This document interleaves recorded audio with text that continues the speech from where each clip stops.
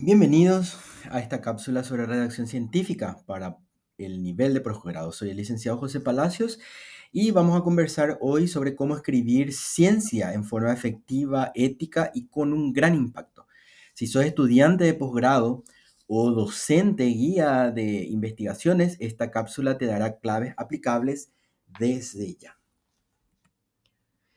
Hablemos un poquitito en cuanto al papel que tienen las investigaciones o la comunicación científica. Recordemos que la ciencia no solo existe para descubrir, la ciencia también existe para ser compartida. Y así como el ADN necesita intercambios genéticos para evolucionar, la ciencia necesita comunicación para poder progresar. Vamos a pensar algo concreto. ¿De qué sirve una tesis brillante que nadie puede entender o replicar guardada en una biblioteca? La redacción científica clave entonces nos permite validar resultados, abrir debates y generar impacto real incluso en cuanto a políticas públicas o algún otro tipo de desarrollo científico.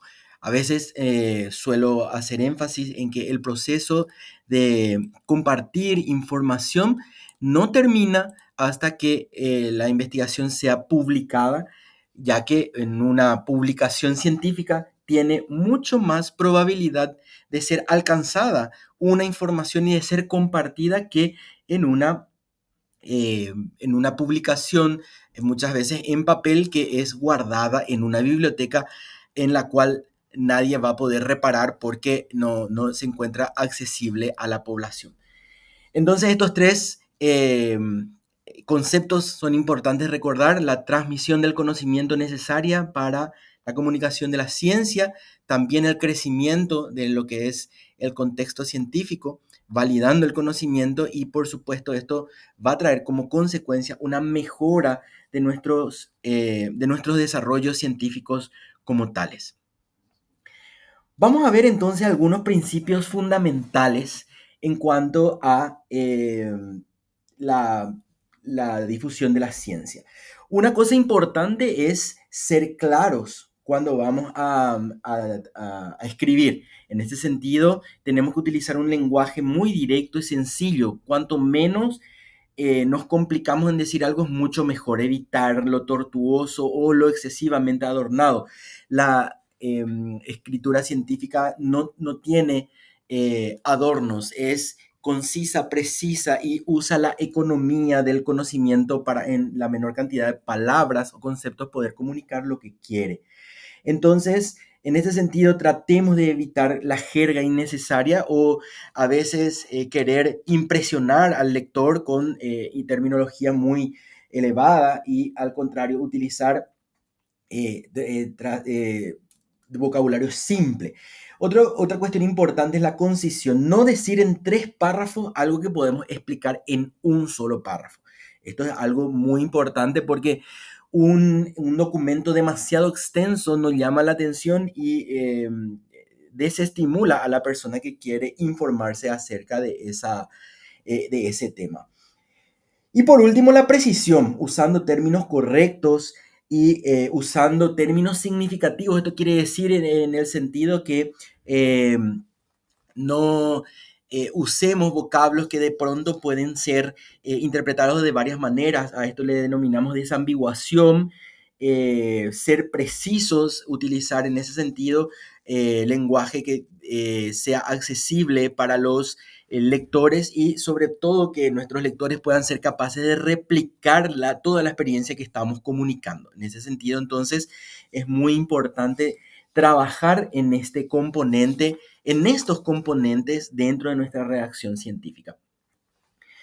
Por supuesto, dentro de lo que es la estructura, tendríamos que aquí trabajar sobre un componente lógico. La lógica de nuestra escritura tiene que ser la columna vertebral de nuestro texto.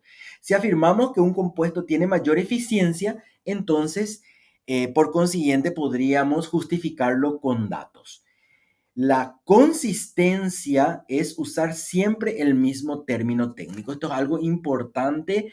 A veces tenemos varios términos para referirnos a lo mismo. Elijamos un mismo término, un mismo vocablo y usemos ese vocablo a lo largo y ancho de nuestro documento y no lo estemos cambiando todo el tiempo. Y por otro lado, en cuanto a la terminología técnica o a los famosos tecnicismos, es importante tener en cuenta que tal vez nuestro lector no sea un lector que tiene especialidad en nuestra área de conocimiento. Por lo tanto, si vamos a trabajar un documento que tiene mucha terminología técnica, recomendamos la redacción de un glosario o de términos clave como para poder explicarle de antemano a los que van a consultar nuestro trabajo cuál es cuál es el concepto que vamos a tener en cuenta cuando utilizamos ese término. Todos estos argumentos entonces tienen que ser coherentes, lógicos y tienen que eh, caracterizar a nuestro documento. Aquí vamos a hablar de algunos errores dentro de nuestro trabajo que quizá puedan existir. Uno de ellos es utilizar gerundios o frases eternas o muletillas. Por ejemplo, es importante señalar que, o asimismo, asimismo, asimismo. Eso es fundamental y vamos a lograr con el entrenamiento de nuestra capacidad de redacción ir reemplazando esas muletillas que vamos a identificar cuando vemos que una expresión se repite demasiadas veces al inicio, en el medio o al final de nuestra redacción. Esto es importante que podamos identificar. Entonces, la falta de concordancia entre sujeto y verbo, también errores sintácticos o demasiados puntos utilizados dentro de un mismo párrafo y sobre todo la falta de coherencia entre secciones. Para esto ya en nuestro documento anterior había ofrecido como una técnica recomendada de redacción, la redacción en párrafos de torsión, en donde empezamos con un tema al inicio de un párrafo, terminamos con otro tema que está enlazado con ese tema con el que empezamos y el siguiente párrafo empezamos escribiendo haciendo uso del tema con el que terminamos el párrafo anterior. De esta manera, entonces, vamos a lograr tener una coherencia y un flujo lógico en nuestra redacción. Vamos a mirar en cuanto a varios tipos de documentos que podemos tener acceso o que nos va a tocar trabajar como estudiantes o docentes. Uno de ellos, obviamente, puede ser una tesis. Recordemos que la tesis tiene que tener una estructura clara. Es importante, entonces, trabajar muy bien estas secciones preliminares como el resumen y las palabras clave y el índice del documento al final del documento. Por más que en nuestras plantillas generalmente esto esté por delante, es importante que lo dejemos para el final porque aquí deben ir todos los mismos elementos que están desarrollados a lo largo del documento y tienen que ponerse nuevamente en el resumen de una forma muchísimo más acotada. Recordemos que en la introducción vamos a incluir todo lo que tiene que ver con el estado del arte, la justificación de la investigación, también una pequeña historización del problema que estamos tratando de entender y un marco teórico que pueda ayudarnos a contextualizar las variables con las que vamos a trabajar. Aquí también es importante continuar con la sección de metodología en donde vamos a explicar cuál es nuestro diseño de estudio, el enfoque que tuvimos, la población, la muestra, los métodos que estamos utilizando para la selección de muestra, cómo recolectamos los datos y por supuesto aquí también es importante explicar cómo vamos a trabajar con los datos, cómo trabajamos con los datos y cerrar finalmente con una sección de toda la parte ética. Siguiendo a esto estarían los resultados y la discusión, que yo suelo recomendar que se trabaje en un equipo de 3, resultado, discusión y conclusión, ya guiado por lo que serían nuestros objetivos nuestros objetivos específicos. En ese sentido, por ejemplo, podemos empezar con todas las variables del primer objetivo específico y trabajar en este mismo orden. Poner los resultados, una vez que ya descargué todos los resultados, entonces hacer la discusión de esos resultados. Siempre estamos trabajando con las variables del objetivo A y cerrar con las conclusiones del objetivo A. Luego recién trabajar con las variables del objetivo B o del segundo objetivo y así ir en el mismo orden, pero no esperar trabajar, terminar las secciones para trabajar, porque de esta manera muchas veces nos vemos abrumados por la cantidad de información y a veces nos podemos confundir. Entonces, ir trabajando resultado, discusión y conclusión por objetivos, ir cerrando cada objetivo y al final lo que sí podemos es trabajar una conclusión general, haciendo como un recuento de todas las conclusiones que estuvimos trabajando en general. Aquí es importante también recordar que debemos tener las referencias bien incrustadas en toda la extensión del texto y recordar que la única sección que no requiere citas es la sección de resultados por tratarse de datos que van a venir a partir de nuestra investigación. En cuanto a esto, tenemos directrices. Esto es solo a modo de ejemplo. Tenemos que ver nuestras directrices institucionales. Generalmente, la institución nos entrega un modelo que vamos a seguir para poder presentar las tesis. Eso es importante, siempre tener acceso al reglamento de la tesis y poder mirar, porque cada institución tiene su propio reglamento de tesis. Posteriormente, vamos a ver un poco algún tipo de estructura básica para la presentación de artículos científicos. Sabemos que para poder facilitar el acceso a la información es muy importante poder publicar nuestra investigación en formato de artículo científico. Entonces, aquí tenemos algunos elementos, el título y toda la parte de autoría. En la autoría es importante que estén nombrados todos los autores. Recordemos que aquí cada autor tiene que dentro del artículo decir o declarar cuál fue su contribución para el artículo. Y acá es importante también para poder considerarla una persona como autor de un documento. Existen unos criterios que tenemos que ver para poder decir que realmente esa persona es un autor. Si no se cumple con todos estos criterios, entonces la persona entra como un colaborador y aparece en la sección de agradecimientos. También es importante que todos los autores cuenten con un ORCID, que es un identificador digital que recopila las publicaciones. Es como una especie de currículum vitae, pero de las publicaciones que hoy en día la mayoría de las revistas exigen que todos los autores tengan ese ORCID. Por supuesto, nuevamente el resumen y las palabras clave. Generalmente se pide un resumen de no más de 300 palabras o 250 palabras, donde deben ir puede ser un resumen estructurado, donde haya una pequeña introducción, o luego los objetivos, se habla un poco de la metodología y ya se habla de los resultados y las conclusiones. Posteriormente a esto se utilizan las palabras clave. Recordar, no poner demasiadas palabras clave, entre 4 y 6 es suficiente, y recurrir a los tesauros temáticos para poder elegir las palabras clave. No sacar de nuestra cabeza, sino que ir a estos tesauros para poder identificar cuáles son las palabras normalizadas que yo tengo que utilizar para que mi documento sea correctamente indexado y sea de fácil ubicación en el momento que sea publicado. Esta es un poco una metodología para acordarnos de los elementos, el IMRAT, que los elementos que van ya dentro de lo que sería nuestro artículo, una introducción, luego los materiales y métodos, la metodología, los resultados que van junto con la discusión.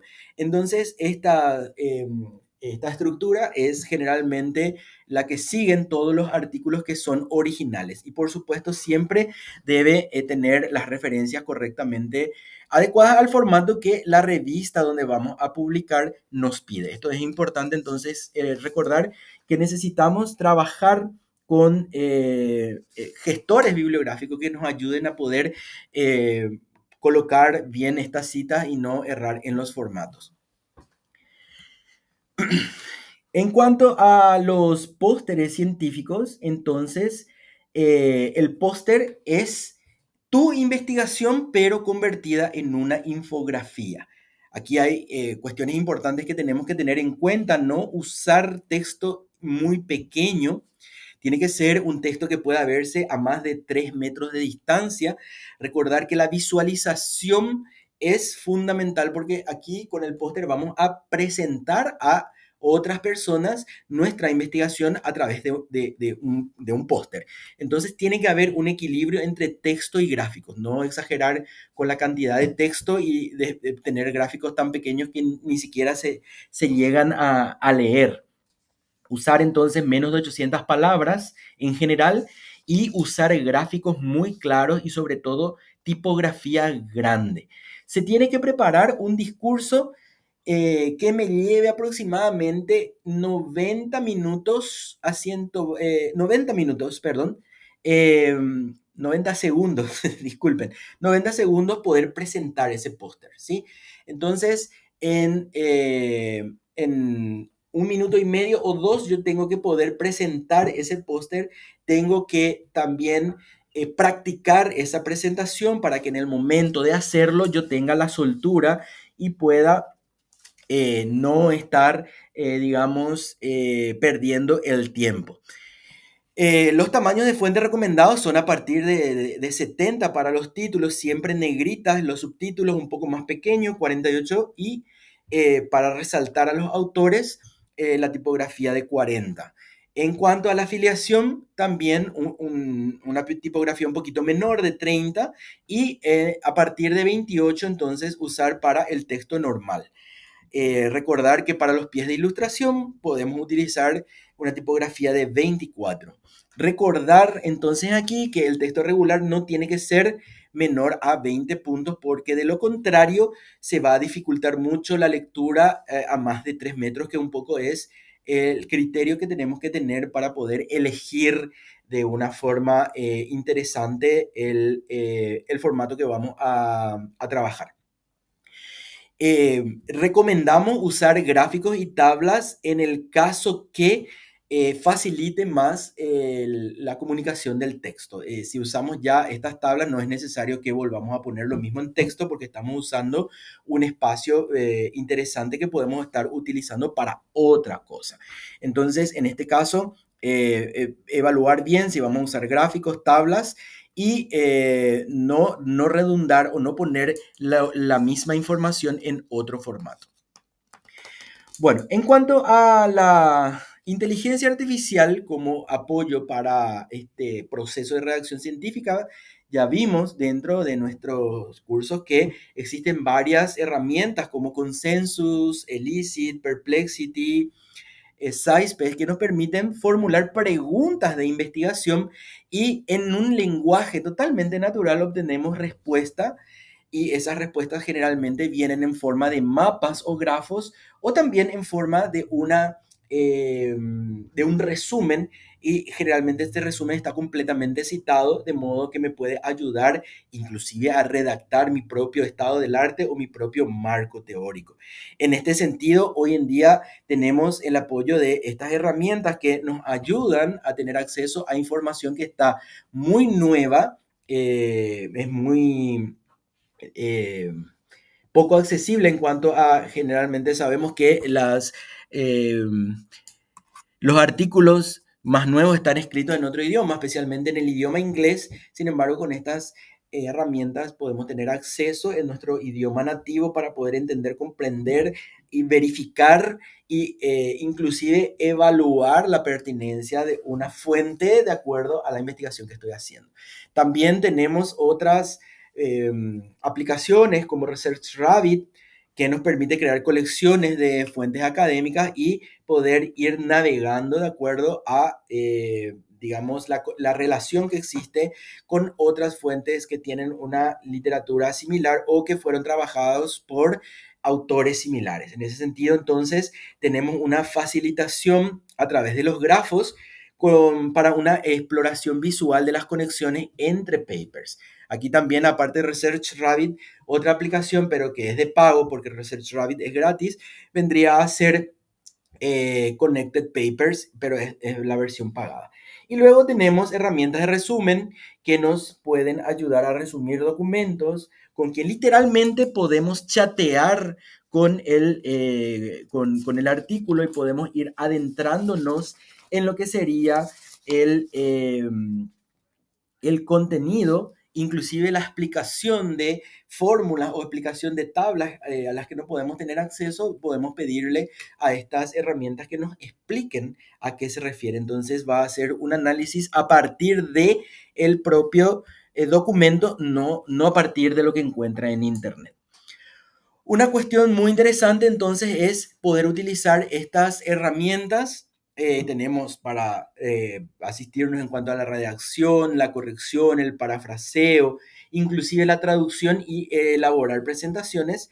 Todas ellas, hay tantas que aquí lo recomendable es poder mirar cuáles son las que me sientan mejor y con cuáles yo puedo en cuáles puedo apoyarme para trabajar mejor y ir eligiendo cuáles son las que más me ayudan y con las que más tengo facilidad de interactuar. En cuanto al uso de estas herramientas de inteligencia artificial, es muy importante mantener el criterio ético. Siempre, en todo caso, en todos los casos, se tiene que declarar en el trabajo, en cualquiera sea, ya sea en una tesis, en un artículo o en una monografía o en un póster, explicar muy bien qué tipo de plataforma impulsada por IA se utilizó y para qué se utilizó. Eso es muy importante. Recordar que la inteligencia artificial es un apoyo y no es un reemplazo del pensamiento científico.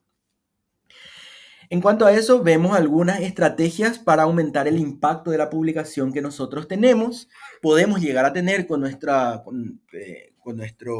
documentos, nuestras investigaciones. Primero que nada, se recomienda publicar en revistas de alto impacto. Para eso tenemos que mirar muy bien que la revista a la cual estamos postulando sea una revista seria, no sea una revista predadora, una revista que simplemente me cobra para publicar y que no tiene ningún impacto. ¿Cómo podemos ver el impacto en las métricas? Podemos ir viendo si es que sus artículos son consultados, si sus artículos son realmente vistos por la comunidad científica. También es importante que cuando postulamos nuestros artículos lo hagamos en sitios de acceso abierto. Se caracterizan estos sitios por no cobrarle a los autores por la presentación de sus artículos y tampoco cobrarles a los consultantes por poder acceder a estas fuentes. Trabajar siempre en redes entre colegas, aumentar estas redes, así como tenemos redes sociales, que podamos tener redes académicas que nos ayuden a poder interactuar con colegas que trabajan en áreas similares y en áreas complementarias, trabajar en equipo, redactar en equipo y por supuesto hay algunas revistas que tienen los famosos preprints que son sitios en donde yo puedo ya postular mi artículo antes de que esté terminado del todo para tener una evaluación y unas recomendaciones de mejora donde yo voy recibiendo una evaluación, digamos, del equipo editorial y también de las personas que van consultando sobre el tema y de esta manera yo puedo ir mejorando el contenido de mi documento para luego hacer una presentación final. Por supuesto, es altamente recomendable también poder compartir todos los resultados a través de congresos, conferencias, ateneos y siempre el trabajo colaborativo como un trabajo que nos puede ayudar a mejorar. Acordémonos que cuando trabajamos con personas que piensan y actúan de forma distinta, nosotros aprendemos. ¿Cuáles son algunas redes sociales académicas? Acá tenemos entonces el ORCID, ¿sí? El Research ID y otros. Entonces aquí podemos también, en la medida que nosotros vamos publicando, podemos ir compartiendo esas publicaciones de forma activa en las redes sociales, de modo que, por ejemplo, X, LinkedIn y otros puedan convertirse en replicadores. Y, por supuesto, siempre rastrear y evaluar las métricas de los artículos publicados. Aquí entonces es importante hablar de que la ciencia tiene que ser reconocida como un espacio de apertura en donde debe existir democracia en el acceso a la información, reconocer la información como un derecho humano fundamental y como un derecho puesto de forma abierto, accesible, eficiente, transparente, y es una parte muy significativa de la actividad científica. Y recordar que la mayoría de las actividades científicas se financian con fondos públicos, sobre todo los que tienen que ver con los fondos de CONACYT, y por ello tienen el deber de estar como tal o como datos puestos a disposición de las personas de forma totalmente gratuita para que puedan llegar a todos. En este sentido, recordar que la UNESCO lidera esfuerzos globales en esta dirección, recomendando siempre la publicación en ciencia abierta. Es un marco entonces internacional que define normas y principios para lograr que la ciencia sea accesible para todos. Recordar entonces que para tener en cuenta las bases de datos abiertas siempre tienen un acceso universal, o sea, tratan de eliminar las barreras para el acceso, ya sean estas de tipo de conexión a Internet o algún tipo de costo o de software especial que se tenga que utilizar para poder acceder a ellas sin necesidad de licencias ni infraestructura. También se trabaja en la transparencia y replicabilidad en cuanto a la disponibilidad abierta de todos los datos, inclusive, por ejemplo, un artículo científico que es evaluado por, supongamos, 2 pares evaluadores, ya tiene el dictamen de esos pares como parte del artículo. Entonces está el artículo y están los dictámenes de los pares evaluadores que prueban que eso estuvo verificado y tiene ese proceso de rigor científico de haber sido evaluado. Entonces, en ese sentido, toda esta información se encuentra ya disponible y genera un crédito académico, no solamente para el autor que va a publicar, sino también para el par que evalúa, porque eso le da un propio DOI al evaluador de esa evaluación que hizo, y eso con el tiempo va a poder también sistematizarse y poder presentar como un mérito académico de haber aportado a la ciencia. Y por supuesto, el auge de todas las herramientas con inteligencia artificial eh, nos puede ayudar a tener acceso a una escala sin precedente de datos, y tenemos que tratar de aprovechar esto para su acceso. Recordemos entonces que todo lo que tiene que ver con el acceso a la revisión por pares, sobre todo cuando enviamos un manuscrito, que es un artículo científico, un artículo original que todavía no fue publicado, el autor se somete a la revista y la revista tiene su equipo de pares evaluadores. Entonces, a partir de esa revista haber aceptado la postulación del artículo, ese artículo es enviado anonimizadamente, se borra el nombre de los autores a pares revisores, que son personas profesionales avesadas en el área, y quienes envían los consejos de mejora, que nuevamente son eliminados los nombres de los pares, y esos consejos son enviados a los autores para que puedan mejorar. De esta forma, entonces se trabaja con la lógica de un doble ciego. Ni los autores conocen a los pares evaluadores, ni los pares evaluadores a los autores. Recién cuando se publica se conoce. Entonces, a partir de ahí, entonces se puede llegar a publicar, y como vemos es un proceso muy interesante que mejora bastante la calidad del artículo. Recordar que cuando nosotros presentamos nuestro artículo, pues este puede ser rechazado. No tenemos que eh, ponernos mal porque es rechazado. Puede ser que el artículo fue rechazado porque no está de acuerdo con las líneas editoriales.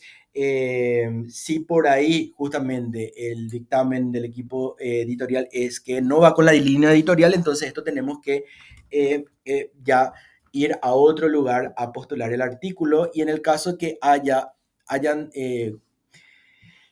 observaciones para mejoras, utilizar esas mejoras para poder trabajar en el artículo y mejorarlo y volver a postular. No cansarnos de postularnos y revisar y enviar, sino a la misma revista, a otra revista, y utilizar estos rechazos como factores para poder mejorar.